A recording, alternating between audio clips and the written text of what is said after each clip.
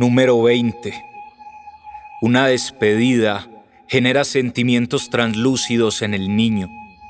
El niño decide escribir sus primeras palabras. Las palabras se transforman en memoria. La memoria es necesaria para comprender la realidad.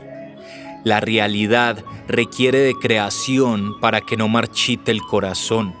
El corazón es ritmo y el ritmo música. La música florece cual semilla entre las sombras.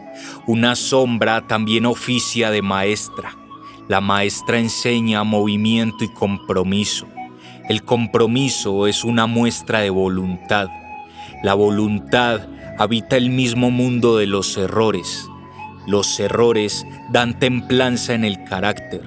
El carácter traza las líneas de cada mapa. Hay mapas que necesitan la decodificación del lenguaje. El lenguaje también se mimetiza en abismos. Los abismos son el comienzo de la poesía. La poesía está en los sentimientos translúcidos del niño. Movimiento.